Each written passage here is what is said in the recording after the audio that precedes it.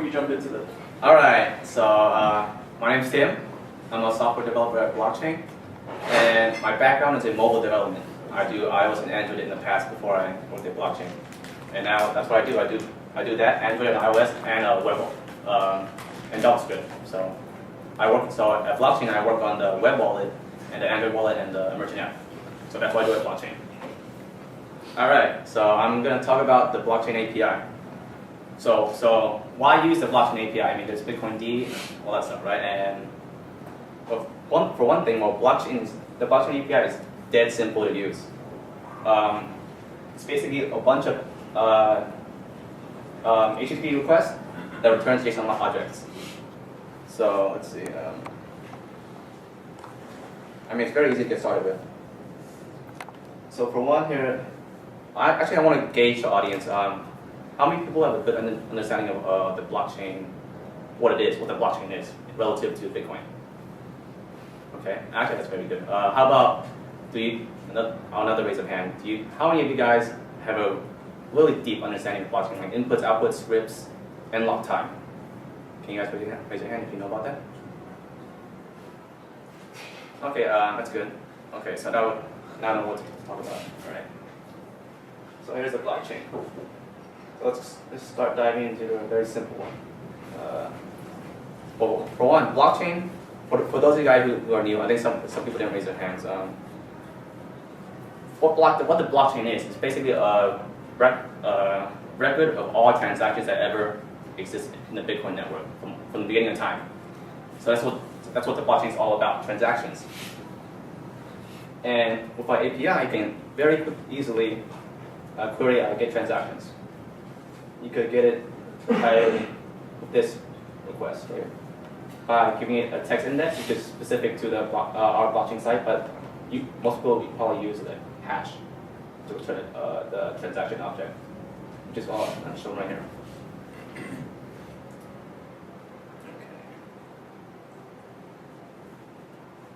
So a transaction. And it's a hash of what exactly? Of the entire transaction? Yes, the transaction, okay. But is the hash also part of the transaction in the blockchain, or this is a separate thing that? Oh no, the hash covers, I think, everything from all these variables here, I think, starting. Oh no, actually, no, a transaction, these are specific to blockchain. The relay, I think the size, and B out, B in, I think that's specific to our API, but I can show you what a transaction object looks like. Yeah, transaction hash covers the end lock time, the inputs and outputs. But yeah, that's what transaction hash. I think it's a double SHA-256 hash of those data right here, and then that will make up the hash. This API request, you could get data on the address.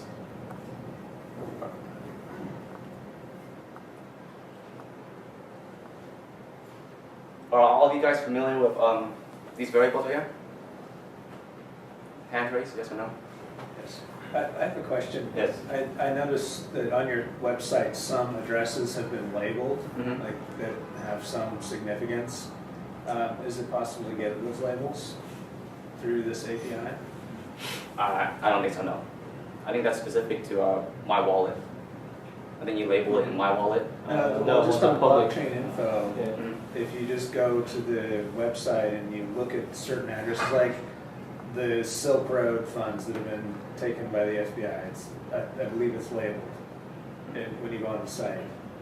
Or different, like the Satoshi Bitcoin, they've got a name attached to them. Yeah, to my knowledge, I don't think you can get that data through an API. But I could be wrong, but I could double check on that and maybe post that later. But yeah. And here you get this API request, you can get data on an address, basically all the transaction data right here listed. Yeah, if you use this API request, you pass in an address, you can get data on the address and also all the transactions involving the address. And this is a very neat one because if you want to do offline transactions, you would need to first get the output of the previous transaction that you want to claim. And they take care of requests and lets you get the data, right, and spin outputs.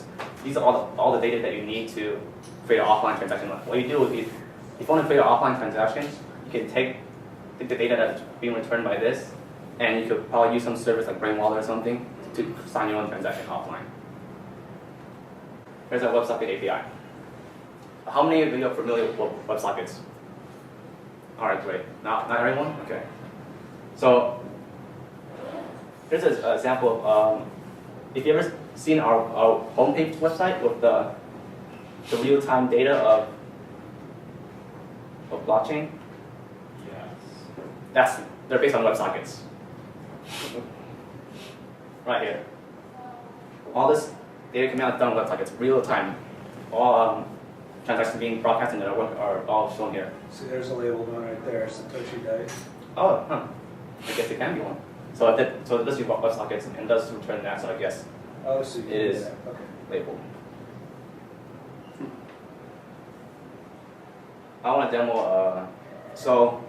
And you can use WebSockets to listen to this data too, and build it whatever your own application with WebSockets.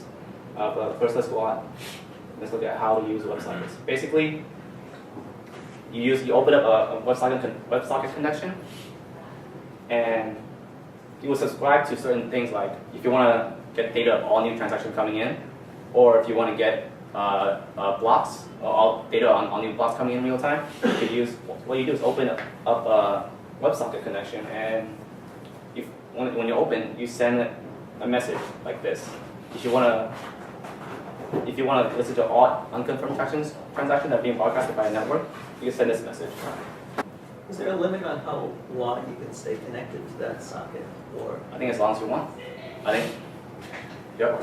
and no limits on like amount of? I guess in WebSocket it's different, but in the JSON interface, number of requests per second or something.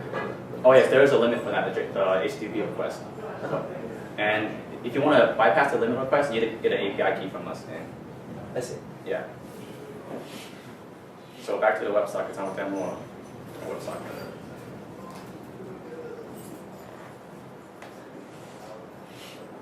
How many of you guys are familiar with Python? All right, good. Here's a sample Python script that uses WebSockets. Right here. What does this Python script do? Okay, yeah, I'm going to explain that. Right. So basically, here's what happened in main. You first do a WebSocket connection. And you pass in all these methods right here. And when WebSockets on open returns, first, what I'm doing right now, I send in these messages after the WebSocket open, because I subscribe to the unconfirmed transaction stuff and blocks and this address. So if I run the script, I will listen to all trend. So what happens? Nice. And what it's doing right now is just outputting everything that's all these are basically the unconfirmed transactions there. The same thing as you see in the front page right here. Yeah. So yeah. can you also subscribe to the blockchain and get the blockchain sent through a WebSocket via like this? So you get a JSON object describing the confirmed blocks? Yes, you can subscribe to confirmed blocks and unconfirmed transactions and a specific address. What this script does is it prints out any transaction. Well, first it listens to this WebSocket listens to all the unconfirmed transactions, and then it only prints out the transaction if the output is over a certain threshold, and that threshold is set. It's defaulted to 0, but you can pass in an argument on the script, and it gets set. So if I do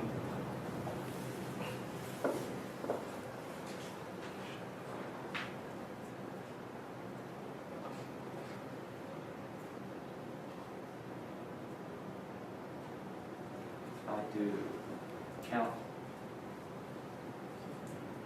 And what this script will do will only print out transactions that. There you go. Let's go move on. I think I talked about the API already. WebSockets. Now what's next? I think I set it up where here's an example of a. Can't see the bottom. But, here's a sample of someone. This BitListen. Whoever heard of it? BitListen? You guys heard of it? Yeah, basically, it uses our WebSocket API. Here's a sample of an app that some guy made. So very nice app. This is an UI. It just shows up transactions and bubbles. When a block comes out, there's like a surge. Really? So, yeah. Oh, wait, no. This is just an unconfirmed transaction. So. But I'm sure I've noticed, like when looking at this, that when a new block's published, there's like it's almost like it catches up or something. There's no basis for that. It could be, I guess, but from my understanding, how the Bitcoin network works, it just relays transactions. So I don't see why a block would. Well, it depends on how the API was structured. Yeah. I mean, if you were gonna, if any transactions that you hadn't published, but then the block comes, you're like, oh, there are a bunch of transactions that we had never relayed. Okay. Then it might play catch up. I don't know. Yeah, that's a reasonable argument. Bit mixing might cause a whole bunch all at once. Anyway. All right. So I'll show this. Yeah, this slide uses our WebSocket API. Now let's move on.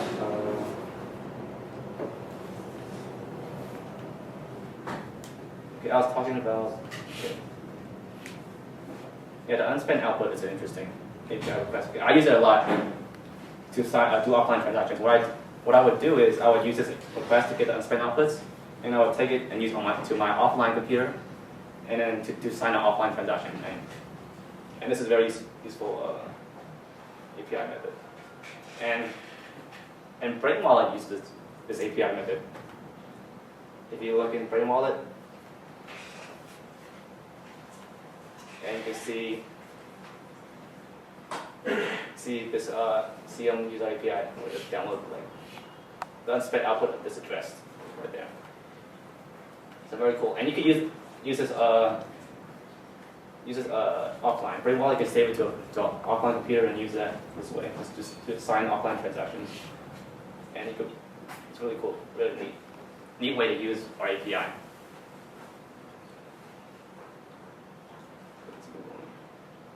Okay, here's our create wallet API.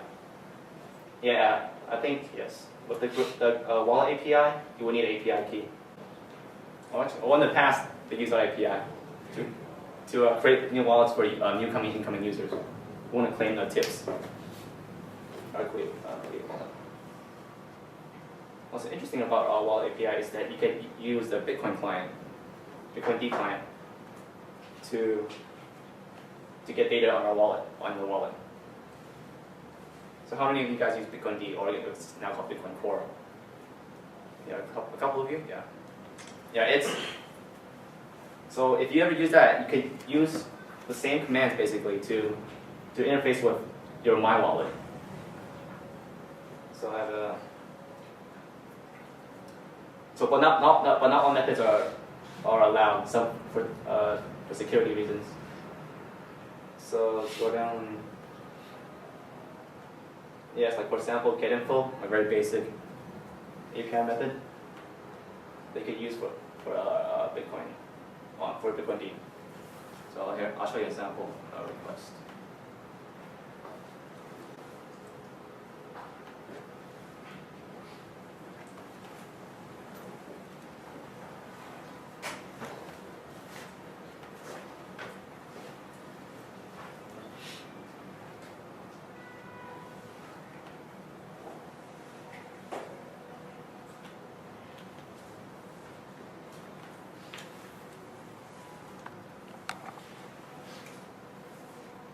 Okay, here, example, you can see this is the Bitcoin D client, and all you do is pass in to connect to our the interface of our JSON, Bitcoin D JSON RPC API. You just do this, you pass in the URL, the port, and your wallet ID and your RPC password, and you can use this.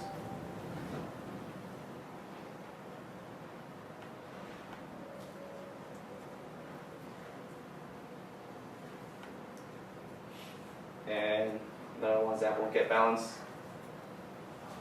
For any guys who are getting any bad ideas, that balance is just a watch-only address. So Okay. don't bother trying to steal it. So yeah, but when you do use a Bitcoin D JSON API, it does. Our servers do decrypt your wallet, and it does see your private key. So you have to be careful. Remember, keep that in mind. Unless you use the double encryption in our wallet. But when you use those JSON API servers, for a lot of times you don't need to send transactions. You just want to receive transactions. So you don't have to use. We don't have to see your private keys when you use this API.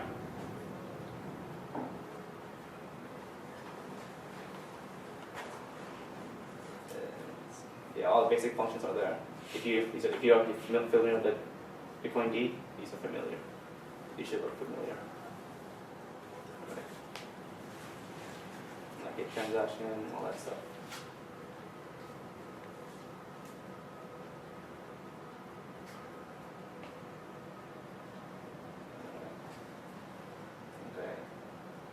Okay, let's move on to. Well, besides using Bitcoin D to interact with the wallet API, you can also just use regular requests. For example, if you want to make a payment, again, use this method right here.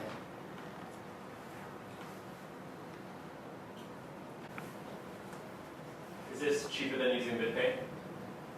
Well, this is when you receive address, and I guess essentially it was just receiving payments. The sender pays a fee though, so I don't.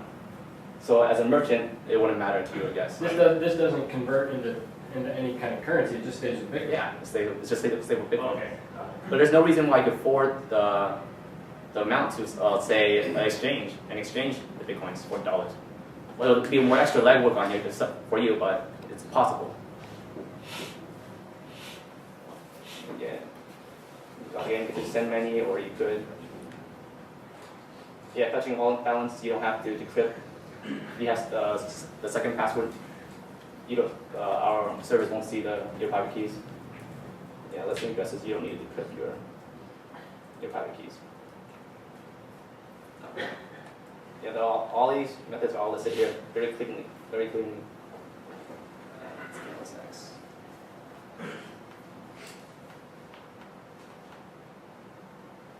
Okay. Yeah, query API, and again, this is another simple list of API methods we use to get data. Like here's an interesting one. For example, you want to see the probability of finding a valid block of each hash attempt. Okay. This is interesting. So if you're a miner or something, and you want to figure out how likely you are to mine Bitcoins. So that's like 1 over the difficulty or something? Yes, you probably use the difficulty and the hash rate, current mining, like how much hashing power you have compared to the network. And it's a likelihood of you, for each hash, the probability of you getting the correct hash with the correct nonce is this. So what is the update rate of this data from the query API? Actually, I'm not sure. I think I have to ask Ben, but I think it.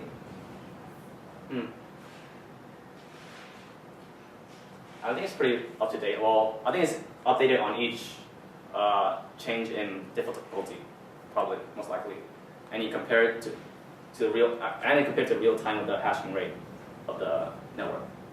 Okay. So. No.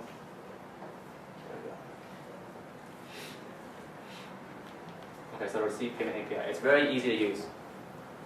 Only 2 GET requests, and you could, using this API method, you could start accepting Bitcoins on your website or whatever app right away, very easily. Our merchant app uses this API method. Okay, I'll show you an example. I'll show you an API request.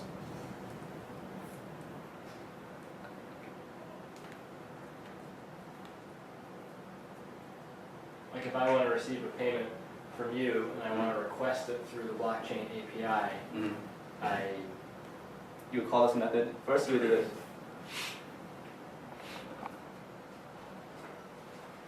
Okay.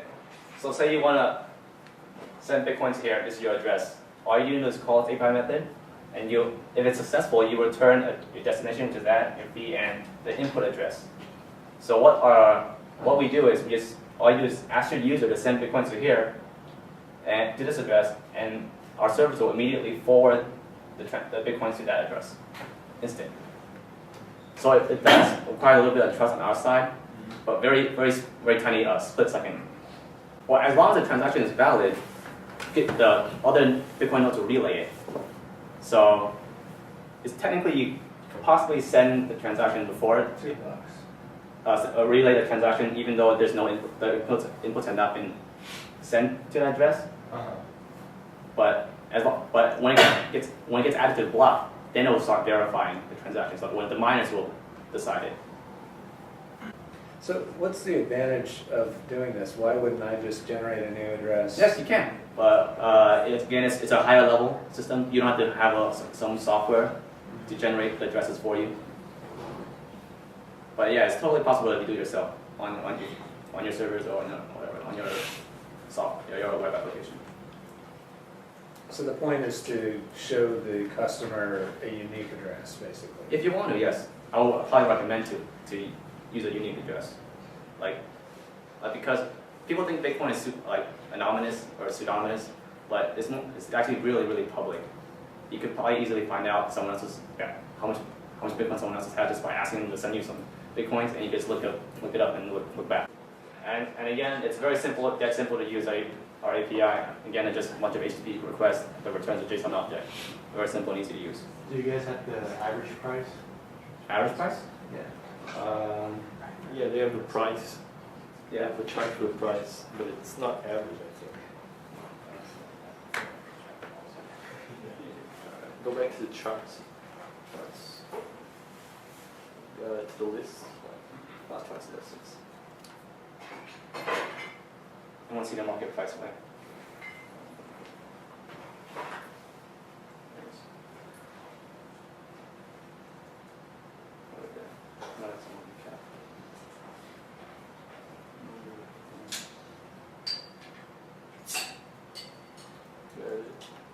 Another 12. That's straight volume. Maybe one more price. Yeah, same API. You could use get it in JSON format as CSV. I think that's all the API. I think I just went through all of them. Thank you very much, Dan, and thank you, Tim. Awesome.